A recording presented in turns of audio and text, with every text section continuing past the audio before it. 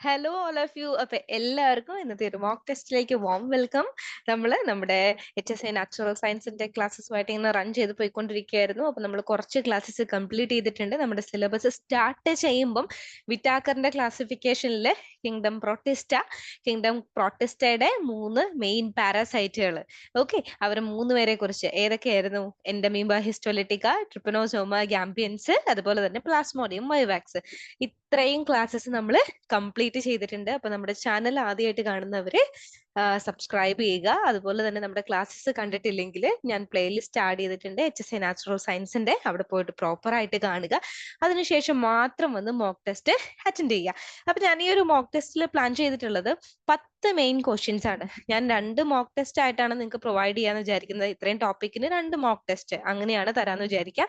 അപ്പൊ first mock ടെസ്റ്റിൽ ഞാൻ ഒരു 10 ക്വസ്റ്റ്യൻ ആണ് ഉൾപ്പെടുത്തിയിട്ടുള്ളത്. അത് കഴിഞ്ഞ് വരുന്ന രണ്ടാമത്തെ മോക്ക് ടെസ്റ്റിൽ അടുത്ത 10 ക്വസ്റ്റ്യൻ ഉണ്ടാവും. അപ്പൊ നിങ്ങളൊരു കാര്യം ഉറപ്പുവരുത്തുക, മറ്റുള്ള ക്ലാസ്സുകൾ ആദ്യം മുതൽ ഞാൻ ഇന്നലെ വരെ ഇട്ടിട്ടുള്ള ക്ലാസ്സുകൾ കാണുക, അതൊന്ന് പഠിക്കുക. അതിനുശേഷം മോക്ക് ടെസ്റ്റ് അറ്റൻഡ് ചെയ്യാൻ വരുന്ന സമയത്ത് ഒരു ചെറിയ പേപ്പർ ഒരു പേനയായിട്ട് വരിക. ഓക്കെ, ഞാൻ ക്വസ്റ്റ്യൻസ് പ്ലേ ചെയ്യുമ്പോൾ അത് വായിച്ച് നിങ്ങൾക്ക് ആൻസർ ചെയ്യാൻ പറ്റുന്നുണ്ടോ എന്ന് നോക്കണം. എന്നിട്ട് നിങ്ങൾക്ക് എത്ര മാർക്ക് കിട്ടിയെന്ന് കമന്റും ചെയ്യണം. Okay, so let start the exam. Okay, നമുക്ക് നോക്കാം. ഇതാണ് ആദ്യത്തെ ക്വസ്റ്റ്യൻ. 5 കിങ്ഡം വർഗീകരണം നിർദ്ദേശിച്ചത് ആരാണ്? അതായത് നമ്മൾ പഠിച്ചിരുന്നു 5 കിങ്ഡം ക്ലാസിഫിക്കേഷൻ, 5 കിങ്ഡം വർഗീകരണം. അത് ഇവിടെ ക്വസ്റ്റ്യൻ വന്നിട്ടുള്ളത് 5 കിങ്ഡം വർഗീകരണം നിർദ്ദേശിച്ചത് ആരാണ്? സോ നിങ്ങൾ എക്സാം സമയത്ത് നമ്മളെല്ലാവരും ഇംഗ്ലീഷ് പഠിച്ചിട്ടുള്ളവരായതുകൊണ്ട് മലയാളത്തിൽ ക്വസ്റ്റ്യൻ പേപ്പർ കാണുമ്പം നമുക്ക് കൺഫ്യൂഷൻ വരും. അപ്പൊ നമ്മൾ ഒട്ടും ടെൻഷൻ ആവണ്ട. എന്ത് ചെയ്യണം എന്ന് നോക്കുകയാണെങ്കിൽ ആദ്യം ക്വസ്റ്റ്യനിൽ വരുന്ന കീ വേർഡ്സ് ഒന്ന് അണ്ടർലൈൻ ചെയ്യുക. അത് വെച്ചിട്ട് ആൻസറിലേക്ക് നോക്കുക. അല്ലെങ്കിൽ നമുക്ക് ചിലപ്പോൾ ക്വസ്റ്റ്യൻ കാണുമ്പം എനിക്കും പലപ്പോൾ അത് ഫീൽ ചെയ്തിട്ടുണ്ട്, ഒരു കൺഫ്യൂഷൻ നമുക്ക് ഫീൽ ചെയ്യും. ഓക്കെ, അപ്പം നമ്മുടെ ക്വസ്റ്റ്യൻ ഇതാണ്: 5 കിങ്ഡം വർഗീകരണം നിർദ്ദേശിച്ചത് ആരാണ്? ആരാണത് പ്രപ്പോസ് ചെയ്തത്? ആരാ മക്കളെ? You have 4 options here. Option എയിൽ പറയുന്നു ലിനേസ് എന്ന് പറയുന്നു, option B Robert Whittaker, option C Ernest Haeckel, option D Charles Darwin. Okay, ഇതിൽ നിങ്ങൾക്ക് വളരെ ക്ലിയർ ആയിട്ട് 2 ഓപ്ഷൻ നെഗ്ലക്ട് ചെയ്ത് കളയാം. ഏതൊക്കെയാണ്? ഏണസ്റ്റ് ഹെക്കലും ചാൾസ് ഡാർവിനും. ഇവർ രണ്ടുപേരും ഞാൻ ഇത്രയും പറഞ്ഞതിൽ നമ്മൾ പറഞ്ഞിട്ട് പോലും ഇല്ലാത്ത 2 പേരുകളാണ് അല്ലെ, ലിനേസും റോബർട്ട് വിറ്റേക്കറും. ഇത് നിങ്ങൾക്ക് കൺഫ്യൂഷൻ വരാം, ഇവരിൽ ആരാണ്? ആൻസർ എഴുതിയ എല്ലാവരും ആരായിരിക്കും? ലിനേസ് ആണോ വിറ്റാക്കർ ആണോ? നോക്കാം, നമുക്ക് ആൻസറിലേക്ക് മൂവ് ചെയ്യാം. യെസ്, ആൻസർ വരുന്നത് റോബർട്ട് വിറ്റാക്കർ ആണ് കേട്ടോ. ഓക്കെ, അപ്പൊ ലിനേസ് എന്ന് പറയുന്നത് അദ്ദേഹം എന്താണ്? 2 കിങ്ഡം വർഗീകരണമാണ് കേട്ടോ. 2 കിങ്ഡം വർഗീകരണമാണ്. ആര് പ്രപ്പോസ് ചെയ്തത്? ലിനേസ് പ്രപ്പോസ് ചെയ്തത് 2 കിങ്ഡം വർഗീകരണമാണ്. വിറ്റാക്കർ ആണ്, റോബർട്ട് വിറ്റാക്കർ ആണ് എന്ത് ചെയ്തത്? 5 kingdom classification is done by Robert Whittaker. നിങ്ങൾ റോബർട്ട് വിറ്റേക്കർ എന്ന് കണ്ടാലും കറക്റ്റ് തന്നെയാണ്. ക്ലിയർ ആണല്ലോ? യെസ്, അപ്പൊ അത് ഓർത്തിരിക്കുക. ആദ്യത്തെ ക്വസ്റ്റ്യൻ. അപ്പം ഞാൻ അതിന്റെ ഒരു എക്സ്പ്ലനേഷൻ ഒന്ന് പറഞ്ഞു തരികയാണ്. റോബർട്ട് വിറ്റാക്കർ 1969 അമേരിക്കൻ പരിസ്ഥിതി ശാസ്ത്രജ്ഞനായ റോബർട്ട് വിറ്റേക്കർ ആണ്. അമേരിക്കൻ പരിസ്ഥിതി ശാസ്ത്രജ്ഞനാണ് കേട്ടോ അദ്ദേഹം. 5 കിങ്ഡം വർഗീകരണം സംവിധാനം നിർദ്ദേശിച്ചത്. ഈ സമ്പ്രദായം എന്ന് പറഞ്ഞാൽ എന്താണ്? ജീവിജാലങ്ങളെ 5 വ്യത്യസ്ത കിങ്ഡം ആയിട്ട് തരംതിരിച്ചു ഈ സമ്പ്രദായത്തിൽ. ഓക്കെ, 5 വ്യത്യസ്ത കിങ്ഡമായി ഈ ഒരു സമ്പ്രദായത്തിൽ തരംതിരിച്ചു. അത് ഏതൊക്കെയാണെന്ന് പഠിച്ചു വെക്കണം മക്കളെ. കിങ്ഡം മൊനീറ, ഒന്നാമത്തേത് മൊനേറ എന്നാണ് ഇവിടെ എഴുതിയിട്ടുള്ളത്. ഞാൻ വളരെ കഷ്ടപ്പെട്ട് നമ്മുടെ ഇംഗ്ലീഷ് ടെക്സ്റ്റ് ബുക്ക് ഒക്കെ റെഫർ ചെയ്ത് നോട്ട് ടൈപ്പ് ചെയ്ത് അത് മലയാളത്തിൽ കൺവേർട്ട് ചെയ്തൊക്കെയാണ് സ്ലൈഡ് ഉണ്ടാക്കിയിട്ടുള്ളത്. അപ്പൊ മലയാളത്തിൽ ചില മിസ്റ്റേക്കുകളൊക്കെ വരുന്നുണ്ട്, നിങ്ങൾ അതൊന്ന് ഇഗ്നോർ ചെയ്യുക കേട്ടോ. മൊനീറ എന്ന് നമുക്ക് പറയാം, മൊനേറ എന്നും പറയാം. ആ സ്പെല്ലിംഗ് വെച്ചിട്ട് അങ്ങനെയാണ് നമ്മൾ ട്രാൻസ്ലേറ്റ് ചെയ്യുമ്പോൾ കിട്ടാതാണ് കേട്ടോ. ഓക്കെ, അപ്പൊ കിങ്ഡം മൊനീറ വരുന്നുണ്ട്. അത് പ്രൊക്യാരിയോട്ടുകളാണ് മെയിൻ ആയിട്ട് കിങ്ഡം മൊനീറയിൽ വരുന്നത്. കിങ്ഡം പ്രോട്ടിസ്റ്റ വരുന്നുണ്ട്, യൂണിസെല്ലുലാർ യൂക്കാരിയോട്ടുകൾ അതിൽ വരുന്നുണ്ട്, ഫംഗസുകൾ വരുന്നുണ്ട്, പ്ലാന്റ് സസ്യങ്ങൾ വരുന്നുണ്ട്, ആനിമൽസ് വരുന്നുണ്ട്. അപ്പൊ ഇത്രയാണ് 5 കിങ്ഡംസ് മെയിൻ ആയിട്ട് വിറ്റാക്കർ ക്ലാസിഫൈ ചെയ്തത്: Monera, Protista, fungus, plant and Animalia. Clear ആണല്ലോ? ഇനി നമ്മളിവിടെ പറയുന്നത് പ്രൊക്യാരിയോട്ടിക് യൂക്കാരിയോട്ടിക് ജീവികൾ തമ്മിലുള്ള അടിസ്ഥാന വ്യത്യാസങ്ങൾ തിരിച്ചറിയുകയും ഫംഗസുകളുടെ സവിശേഷതകൾ എടുത്തു കാണിക്കുകയും സസ്യങ്ങളിൽ നിന്ന് വേർതിരിക്കുകയും ചെയ്തതിനാൽ വിറ്റേക്കറുടെ വർഗീകരണം പ്രാധാന്യം അർഹിക്കുന്നു. വിറ്റേക്കറുടെ വർഗീകരണത്തിന് വേൾഡ് വൈഡ് അക്സെപ്റ്റൻസ് കിട്ടാൻ കാരണം എന്താണെന്ന് അറിയാമോ? പ്രൊക്യാരിയോട്സിനെയും യൂക്കാരിയോട്സിനെയും തരംതിരിച്ചിട്ടുണ്ട്. മക്കളെ, ഇവിടെ നമ്മൾ എക്സാമ്പിൾ പറഞ്ഞപ്പോഴേ പറഞ്ഞു മൊനീറ പ്രൊക്യാരിയോട്ട് ആണ് അല്ലെ, പ്രൊട്ടിസ്റ്റ യൂക്കാരിയോട്ട് ആണ്. മക്കളെ, പ്രൊക്യാരിയോട്ട് എന്ന് പറഞ്ഞാൽ വെൽ ഡിഫൈൻഡ് ആയിട്ടുള്ള ന്യൂക്ലിയസ് ഇല്ലാത്തവര്, മെംബ്രെയിൻ ബൗണ്ട് ഓർഗനൽസ് ഇല്ലാത്തവര്, അങ്ങനെയുള്ള ആളുകളെയാണ് പ്രൊക്കാരിയോട്ട് എന്ന് പറയാ. യുക്കാരിയോട്സ് എന്ന് പറഞ്ഞാൽ വെൽ ഡിഫൈൻഡ് ആയിട്ടുള്ള ന്യൂക്ലിയസ് ഉള്ളവര്, മെംബ്രെയിൻ ബൗണ്ട് ഓർഗനൽസ് ഉള്ളവരെയാണ് യുക്കാരിയോട്സ് എന്ന് പറയാ. സോ വിറ്റാക്കറിന്റെ ക്ലാസിഫിക്കേഷനിൽ ഇവരെ സെപ്പറേറ്റ് എടുത്ത് കാണിച്ചിട്ടുണ്ട്. മൊനീറ കണ്ടില്ലേ, പ്രൊക്കാരിയോട്ട് ആണ്. പ്രോട്ടിസ്റ്റ സെപ്പറേറ്റ് 2 കിങ്ഡം ആയിട്ട് മാറ്റിയിട്ടുണ്ട്. അതുപോലെ തന്നെ ഫംഗസ് എന്ന് പറയുമ്പോൾ നമുക്ക് ആനിമൽ ആണോ, അതും സംശയമാണ്. എന്നാൽ സസ്യാണോ, അതും സംശയമാണ്. രണ്ടിന്റെ നടുക്ക് വരുന്ന പൂപ്പൽ എന്ന് പറയുന്ന അടുത്തൊരു ടീമായിട്ട് ഇവരെ തിരിച്ചിട്ടുണ്ട്, ഫംഗസുകളെ.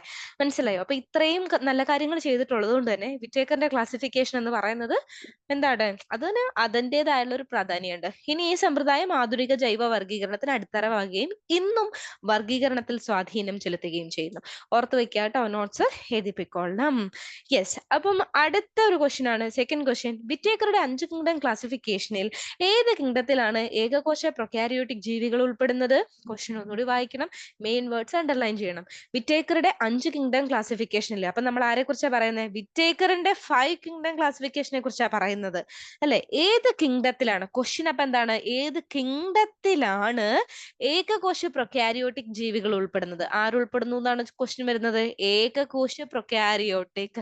ഞാനിപ്പോ പറഞ്ഞു തന്നേ ഉള്ളൂ, നിങ്ങളൊന്ന് ആൻസർ പറഞ്ഞു നോക്കിക്കേ. ഏകകോശം എന്ന് പറഞ്ഞാൽ യൂണിസെല്ലുലാർ പ്രൊക്കാരിയോട്ടിക്.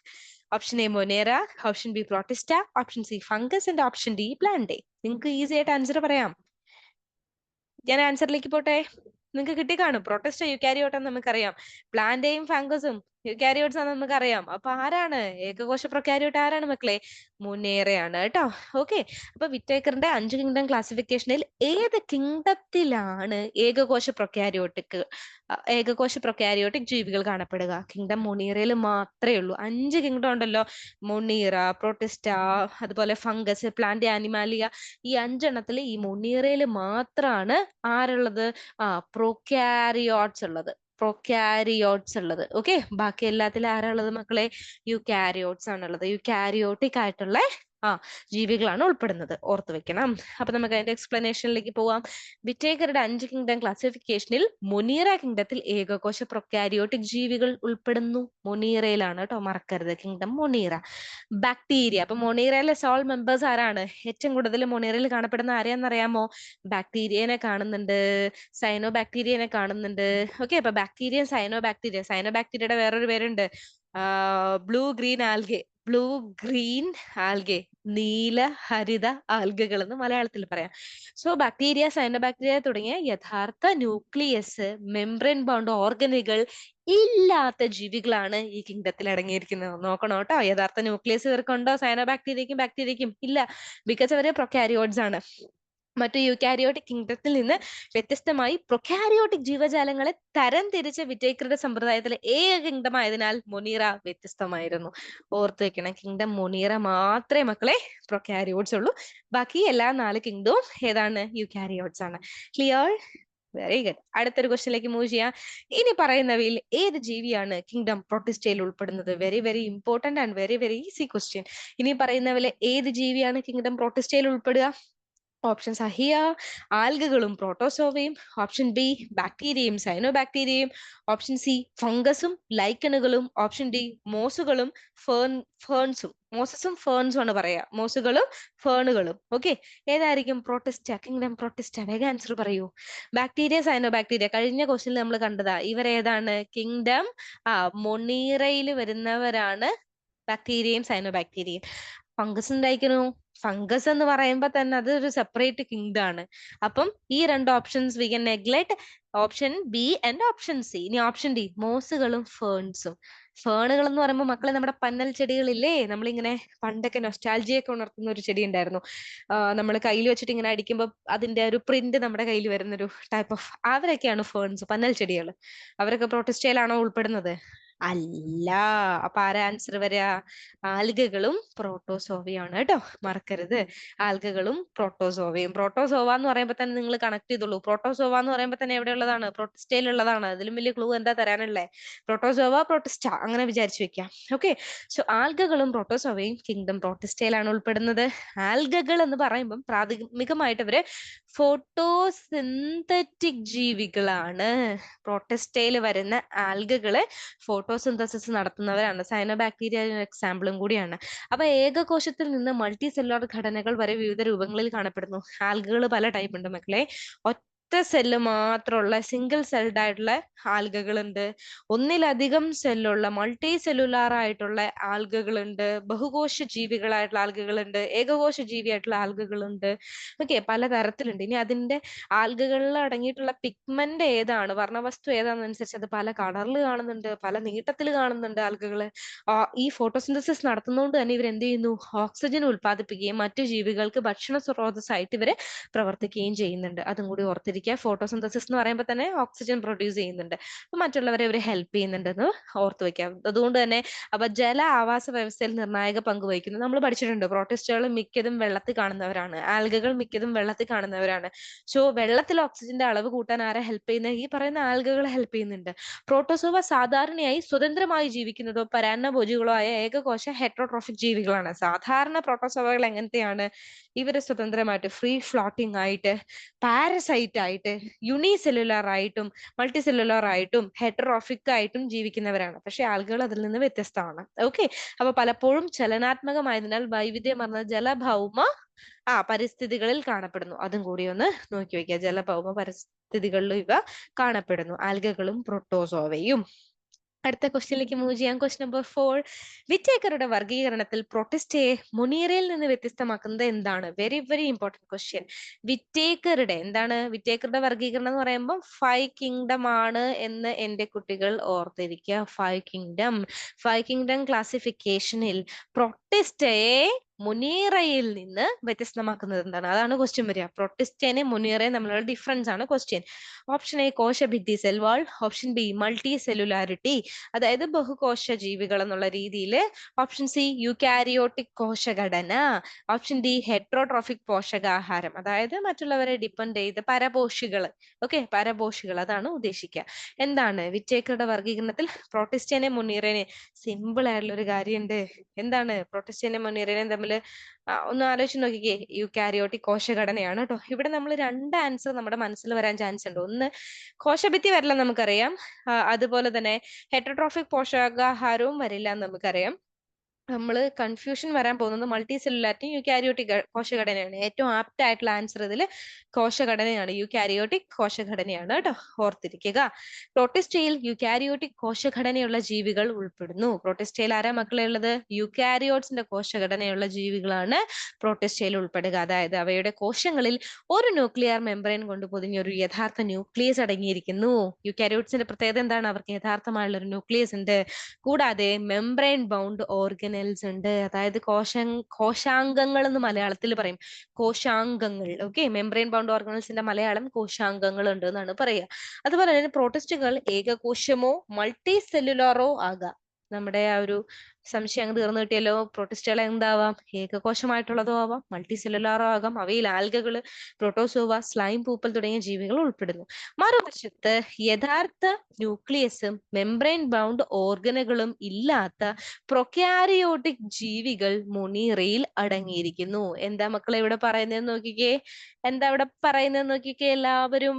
യെസ്, മറുവശത്ത് യഥാർത്ഥ ന്യൂക്ലിയസും മെംബ്രെയിൻ ബൗണ്ട് ഓർഗനുകളും ഇല്ലാത്ത, അതായത് പ്രൊക്യാരിയോട്സിന് ന്യൂക്ലിയസും മെംബ്രെയിൻ ബൗണ്ട് ഓർഗനൽസ് കോശാംഗങ്ങളും ഇല്ല എന്നാണ് പറയുക.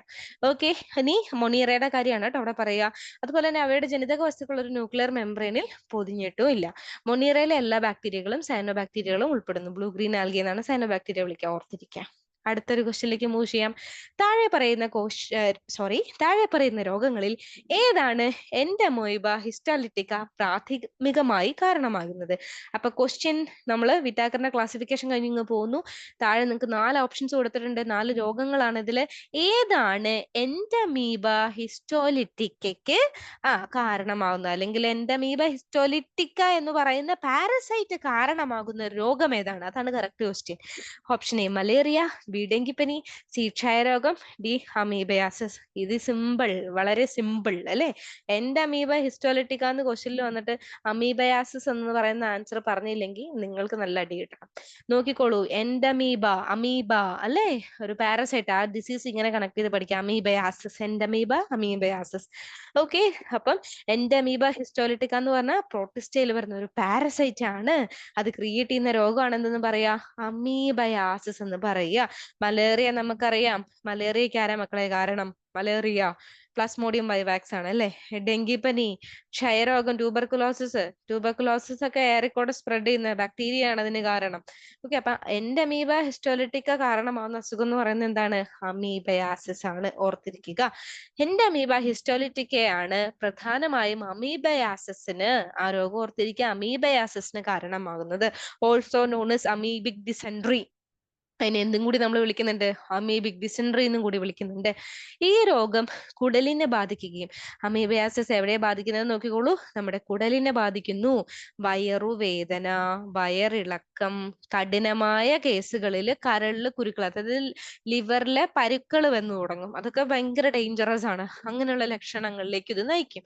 മലിനമായ ഭക്ഷണത്തിലൂടെയും വെള്ളത്തിലൂടെയുമാണ് ഈ അമീബയാസിസ് പകരുന്നത്. So contaminated food and water ആണ് ഇതിന്റെ സോഴ്സ് എന്ന് പറയുന്നത്. സോ മോശം ശുചിത്വമുള്ള പ്രദേശങ്ങളിൽ ഇത് കൂടുതലായിട്ട് കാണപ്പെടുന്നു. ഓർത്തിരിക്കുക, അമീബയാസിസ്. ക്ലിയർ? Yes, very good.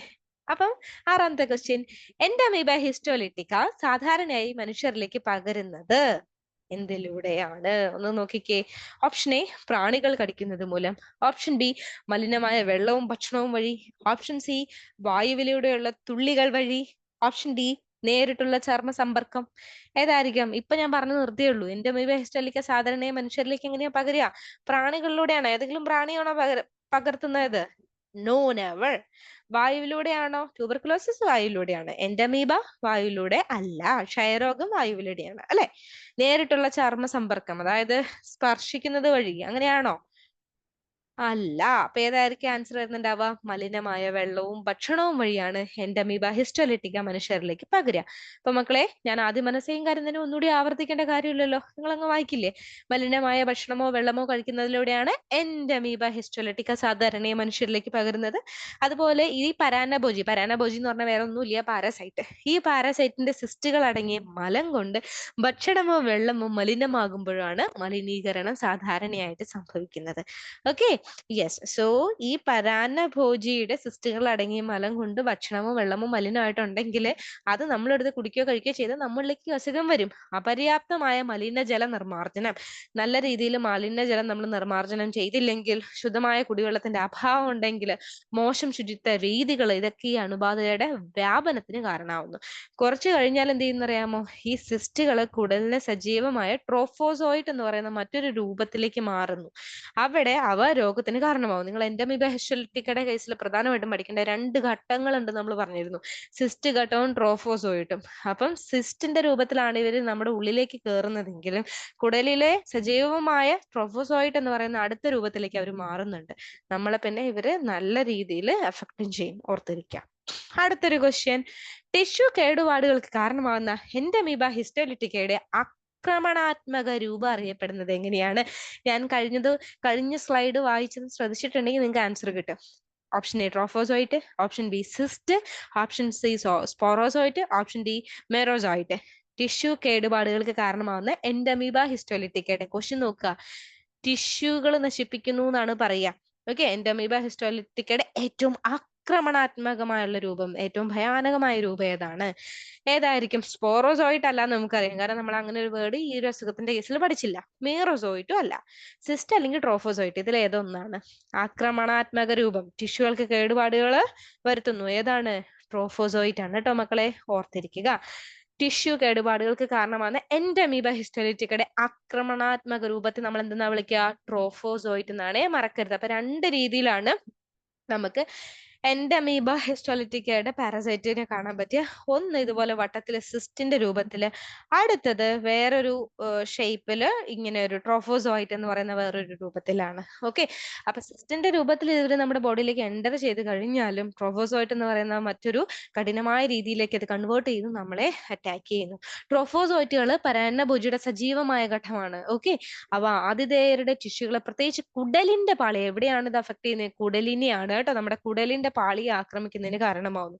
ഇവ പിന്നീട് അൾസറിനും ടിഷ്യൂ നാശത്തിനും കാരണമാവുന്നു. ഇത് അമീബയാസിസുമായി ബന്ധപ്പെട്ട ലക്ഷണങ്ങളായ വയറുവേദന, വയറിളക്കം, കഠിനമായ കേസുകൾ, ഞാൻ ആദ്യം പറഞ്ഞ കരളിലുള്ള പരിക്കളില്ലേ, കുരുക്കള്, അതൊക്കെ രൂപപ്പെടാനായിട്ട് കാരണമാവുന്നു. ഓർത്തിരിക്കുക.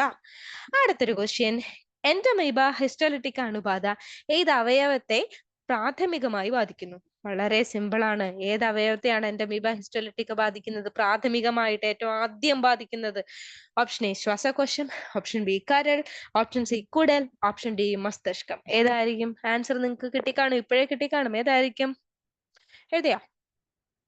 യെസ്, ഓപ്ഷൻ സി കുടലാണ് കേട്ടോ. കുടലാണ് ആൻസർ വരിക. ഞാൻ കഴിഞ്ഞ സ്ലൈഡിൽ പറഞ്ഞിട്ടുണ്ടായിരുന്നു, എൻഡമീബ ഹിസ്റ്റോലിറ്റിക്ക പ്രാഥമികമായി എന്തിനെ ബാധിക്കുക? നമ്മുടെ കുടലിനെയാണ്. സോ ആദ്യം പറഞ്ഞ സെയിം കാര്യം തന്നെയാണ്. എൻഡമീബ ഹിസ്റ്റോലിറ്റിക്ക അണുബാധ പ്രധാനമായും ബാധിക്കുന്ന അവയവം നമ്മുടെ വൻകുടലാണ് കേട്ടോ. വൻകുടലാണ്, ചെറുകുടലല്ല, വൻകുടൽ. വൻകുടലിനെയാണ് കേട്ടോ. അതുപോലെ തന്നെ പരാന്നഭോജികൾ വൻകുടലിനെ പാളിയെ ആക്രമിക്കുന്നു. അൾസറിനും ടിഷ്യൂ കേടുപാടുകൾക്കും കാരണമാകുന്നു. വയറുവേദന, വയറിളക്കം, രക്തരൂക്ഷിതമായ മലം, അതായത് നമ്മുടെ മലത്തിൽ രക്തത്തുള്ളികളൊക്കെ കാണുന്നു. ആ ഒരു കണ്ടീഷനിലേക്കൊക്കെ ഇത് സിവിയർ കേസിൽ പോകും കേട്ടോ. അതുപോലെ കഠിനമായ കേസുകളിൽ ഇത് കരളിലേക്ക്, മറ്റു ഓർഗൻസിലേക്കൊക്കെ വ്യാപിക്കും. ഓക്കെ, അത് പ്രധാനമായിട്ടും നമ്മൾ ചികിത്സ നേടേണ്ട ഒരു അസുഖം തന്നെയാണ് ഈ ഒരു അസുഖം എന്ന് പറയുന്നത് കേട്ടോ. ഓക്കെ, അതുപോലെ തന്നെ ഇത് കരളിലേക്കൊക്കെ ബാധിക്കുമെങ്കിലും പ്രാഥമികമായിട്ട് ഏറ്റവും ആദ്യം ബാധിക്കുന്നത് വലിയ കുടലിനെയാണ്, വൻകുടലിനെയാണ്. അതൊന്ന് ഓർത്തിരിക്കുക. ഓക്കെ, എൻഡമീബ ഹിസ്റ്റോലിറ്റിക്ക പ്രാഥമികമായിട്ട് ആരെയെ പോയി അഫക്ട് ചെയ്യുന്നത്? ഏറ്റവും ആദ്യം കുടൽ, വൻകുടൽ. ഇനി അടുത്തൊരു ക്വസ്റ്റ്യൻ, ട്രൈപ്പനോസോമ ഗാംബിയൻസ് മൂലം ഉണ്ടാകുന്ന രോഗം ഏതാണ്? നമ്മൾ അടുത്ത പാരസൈറ്റിലേക്ക് വന്നു. ട്രൈപ്പനോസോമ ഗാംബിയൻസ് മൂലം ഉണ്ടാകുന്ന രോഗം ഏതാ മക്കളെ? Option A malaria, B African ഉറക്ക രോഗം, ഓപ്ഷൻ സി ചാഗസ് രോഗം, ഓപ്ഷൻ ഡി ലീഷ്മാനിയാസിസ്. ഓക്കെ, നിങ്ങൾക്ക് ഓപ്ഷൻ ഇങ്ങനെ മലയാളത്തിലായതുകൊണ്ട് കൺഫ്യൂഷൻ വരും. ട്രൈപ്പനോസോമിയാസിസ് എന്ന് നമ്മളൊരു അസുഖത്തിന് പറയാറുണ്ട്. ആ അസുഖത്തിന്റെ വേറൊരു പേരാണ് ഇവിടെ കൊടുത്തിട്ടുള്ളത്. അതുകൊണ്ട് നിങ്ങൾക്ക് കൺഫ്യൂഷൻ വരും. ഒന്ന് പറഞ്ഞു നോക്കിക്കേ, ട്രൈപ്പനോസോമ ഗാംബിയൻസ് മൂലം ഉണ്ടാകുന്ന രോഗം ഏതാണ്? ആൻസർ ഏതാ വരിക? മലേറിയ ആണോ? ലീഷ്മാനിയാസിസും ചാൾസ് രോഗവും നമ്മളിപ്പോ പഠിച്ചിട്ടില്ല. നമുക്ക് ഈസി ആയിട്ട് ഇത് ഒഴിവാക്കാം. മലേറിയ, പ്ലാസ്മോഡിയം വൈവാക്സ് ആണ് പരത്തുക. പാര മക്കളെ ആൻസർ വരിക ആഫ്രിക്കൻ ഉറക്ക രോഗമാണ് കേട്ടോ. ആഫ്രിക്കൻ ഉറക്ക രോഗം അല്ലെങ്കിൽ സ്ലീപ്പിംഗ് സിക്നസ് എന്നും പറയാറുണ്ട്, ട്രൈപ്പനോസോമിയാസിസ് എന്നും പറയാറുണ്ട്. ഈ മൂന്ന് പേരും പഠിച്ചു വെക്കണം. കാരണം ഓപ്ഷനിൽ നമുക്ക് ട്രൈപ്പനോസോമിയാസിസ് എന്നാണെങ്കിൽ ഈ സൈഡ് ട്രൈപ്പനോസോമിയാസിസ് അങ്ങനെ കണക്ട് ചെയ്ത് എഴുതാം. സ്ലീപ്പിംഗ് സിക്നസ്, ആഫ്രിക്കൻ ഉറക്ക രോഗം എന്ന് പറയുമ്പോൾ നമ്മളത് പഠിക്കാണ്ട് പറ്റില്ല. അതുകൊണ്ട് ഓർത്ത് വെക്കുക. യെസ്, എക്സ്പ്ലനേഷനിലേക്ക് പോവാം. വെസ്റ്റ് ആഫ്രിക്കൻ ട്രൈപ്പനോസോമിയാസിസ് എന്നും അറിയപ്പെടുന്ന സ്ലീപ്പിംഗ് സിക്നസ്, ഓർക്കുക, സ്ലീപ്പിംഗ് സിക്നസ് എന്ന രോഗത്തിന് കാരണമാകുന്ന ഒരു പരാന്നഭോജിയാണ് ട്രൈപ്പനോസോമ ഗാംബിയൻസ്. ഇവരും പ്രോട്ടസ്റ്റയിൽ വരുന്ന പരാന്നഭോജിയാണ് കേട്ടോ. ഇനി രോഗബാധിതമായ സെറ്റ്സ് ഈച്ചയുടെ കടിയിലൂടെയാണ് ഈ രോഗം മനുഷ്യരിലേക്ക് പകരുന്നത്. സോ ഇതിന് വെക്ടേഴ്സ് ഉണ്ട്, വെക്ടർ ഉണ്ട്. ആരാണത്? സെറ്റ്സ് ഈച്ച വഴിയാണ് ഇതിന്റെ രോഗം, ഈ പറയുന്ന പരാന്നഭോജി നമ്മുടെ ബോഡിയിലേക്ക് എൻ്റർ ചെയ്യുന്നത്. ഗാംബിയൻ സ്ലീപ്പിംഗ് സിക്നസ് 2 ഘട്ടങ്ങളുള്ള ഒരു വിട്ടുമാറാത്ത അവസ്ഥയാണ്. അതായത് ഇത് ആദ്യം എഫക്ട് ചെയ്യുന്നത് നമ്മുടെ ലിംഫാറ്റിക് ഘട്ടത്തിനാണ്. അപ്പൊ ട്രൈപ്പനോസോമിയാസിസ് ഏറ്റവും ആദ്യം എവിടെയാ മക്കളെ എഫക്ട് ചെയ്യുന്നത്? നമ്മുടെ ലിംഫ് സിസ്റ്റത്തിനെ എഫക്ട് ചെയ്യും. ഹീമോ ലിംഫാറ്റിക് ഘട്ടം. അത് സിവിയർ ആവുമ്പോൾ നമ്മുടെ ന്യൂറോളജിക്കൽ ഘട്ടത്തിലേക്ക് മൂവ് ചെയ്യും. അതായത് നമ്മുടെ നെർവസ് സിസ്റ്റത്തിനെ ഇവര് അഫക്ട് ചെയ്യും. ആദ്യം എന്ന് പറയുമ്പോൾ ഹീമോ ലിംഫാറ്റിക് ഘട്ടം എന്ന് പറയുമ്പോൾ അത്ര സിവിയർ അല്ല. നമ്മുടെ ചർമ്മത്തിന് താഴെയുള്ള കോശങ്ങള്, രക്തം, ലിംഫ് എന്നിവയിൽ ഈ പരാന്നഭോജികൾ പെരുകി നമുക്ക് പനി, തലവേദന, സന്ധിവേദന, ചൊറിച്ചിൽ തുടങ്ങിയ ലക്ഷണങ്ങൾ കാണുന്നു. അതാണ് ഹീമോ ലിംഫാറ്റിക് ഘട്ടത്തിൽ വരുന്ന പ്രത്യേകതകൾ. എന്തൊക്കെയാണ് സിംറ്റംസ് നോക്കിയോളൂ: പനി, തലവേദന, സന്ധിവേദന, ചൊറിച്ചിലൊക്കെ കേട്ടോ. ഓക്കെ, പക്ഷെ ന്യൂറോളജിക്കൽ ഘട്ടം എന്ന് പറയുമ്പോൾ ഇറ്റ് ഇസ് വെരി സിവിയർ.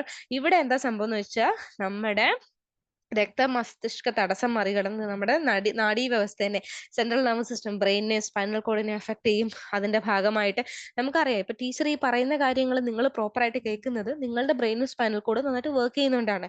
അത് വർക്ക് ചെയ്തില്ലെങ്കിലോ നിങ്ങൾക്ക് ആശയക്കുഴപ്പം വരും. അതുപോലെ തന്നെ നിങ്ങൾക്ക് കാര്യങ്ങൾ പറഞ്ഞാൽ മനസ്സിലാവാത്ത അവസ്ഥ വരും, സെൻസറി അസ്വസ്ഥതകൾ വരും, ഉറക്കം നഷ്ടപ്പെടും. അതുകൊണ്ടാണ് സ്ലീപ്പിംഗ് സിക്നസ് എന്ന് ഇതിനെ പറയുന്നത്. ഉറക്ക ചക്രത്തിലെ അസ്വസ്ഥതകള് ഇതൊക്കെ ഗുരുതരമായിട്ട് വന്നുകൊണ്ടേയിരിക്കും. അപ്പൊ ന്യൂറോളജിക്കൽ ഘട്ടം എന്താന്ന് മനസ്സിലായല്ലോ? ക്ലിയർ അല്ലേ? യെസ്. അപ്പൊ നമുക്ക് നമ്മുടെ ലാസ്റ്റ് ക്വസ്റ്റ്യനിലേക്ക് പോവാം. ഫസ്റ്റ് മോക്ക് ടെസ്റ്റിന്റെ ലാസ്റ്റ് ക്വസ്റ്റ്യൻ, 10ാമത്തെ ക്വസ്റ്റ്യൻ. ട്രൈപ്പനോസോമ ഗാംബിയൻസ് ജീവിതചക്രത്തിന്റെ ഏത് ഘട്ടമാണ് മനുഷ്യർക്ക് പകരുന്നത്? ഏത് ഘട്ടമാണ് മക്കളെ? Option A epimastigote, option B trypomastigote, option C promastigote, option D amastigote. ഞാൻ ഇതിന് എക്സ്പ്ലനേഷൻ പറയുന്നില്ല, ബിക്കോസ് ഇതിന്റെ ഒരു വ്യക്തമായിട്ടുള്ള ക്ലാസ് ഞാൻ നമ്മുടെ ചാനലിൽ ഇട്ടിട്ടുണ്ട്. നിങ്ങൾ പോയിട്ട് അവിടെ പോയി കാണുക. ട്രൈപ്പനോസോമ ഗാംബിയൻസ് ജീവിതചക്രത്തിന്റെ ഏത് ഘട്ടമാണ് മനുഷ്യർക്ക് പകരുന്നത്? അടയാളപ്പെടുത്തിയോ ആൻസർ? യെസ്, ഓപ്ഷൻ ബി ട്രൈപ്പോമാസ്റ്റിക്കോട്ട് ആണ് കേട്ടോ. ആ ഘട്ടമാണ് മനുഷ്യരിലേക്ക് പകരുക. സോ ട്രൈപ്പനോസോമ ഗാംബിയൻസിന്റെ ട്രൈപ്പോമാസ്റ്റിക്കോട്ട് ഘട്ടമാണ് മനുഷ്യരിലേക്ക് എത്തുന്നത്. പരാന്നഭോജിയുടെ രൂപം പരാന്നഭോജിയുടെ ഈ രൂപം രോഗബാധിതമായ സെറ്റ്സി ഈച്ചയുടെ കടിയിലൂടെയാണ് മനുഷ്യരിലേക്ക് പകരുന്നത്. അപ്പൊ ട്രൈപ്പോമാസ്റ്റിക്കോട്ട് എങ്ങനെയാണ് മനുഷ്യരിലേക്ക് എത്തുക? സെറ്റ്സി ഈച്ചകൾ വഴിയാണ് വരുന്നത് കേട്ടോ. സെറ്റ്സി ഈച്ച കടിക്കുമ്പോൾ അത് മനുഷ്യന്റെ പ്രവാഹത്തിലേക്ക് മെറ്റാസൈക്ലിക് ട്രൈപ്പോമാസ്റ്റിക്കോട്ടുകളെ കുത്തിവെക്കുന്നു. ഓക്കെ, അപ്പൊ സെറ്റ്സി ഈച്ച നമ്മളെ കടിച്ചാൽ അവരെന്താ നമ്മളിലേക്ക് എൻ്റർ ചെയ്യിക്കുന്നത്? മെറ്റാസൈക്ലിക് ട്രൈപ്പോമാസ്റ്റിക്കോട്ടുകളെയാണ് എൻ്റർ ചെയ്യിപ്പിക്കുന്നത്. ഈ ട്രൈപ്പോമാസ്റ്റിക്കോട്ടുകൾ പിന്നീട് പെരുകി ശരീരത്തിലുടനീളം വ്യാപിക്കുന്നു. ഇതാണ് സ്ലീപ്പിംഗ് സിക്നസിലേക്ക് നയിക്കുന്നത്. ഓർത്ത് വെച്ചോളൂ കേട്ടോ. ഓക്കെ അല്ലേ? സോ ക്വസ്റ്റ്യൻസ് എല്ലാം വളരെ വളരെ ക്ലിയർ ആയിരുന്നല്ലോ. Okay then, thank you so much, bye bye. അപ്പം മോക്ക് ടെസ്റ്റ് 2 നമുക്ക് അടുത്ത 10 ക്വസ്റ്റ്യൻസ് ആയിട്ട് വരാം. Okay then.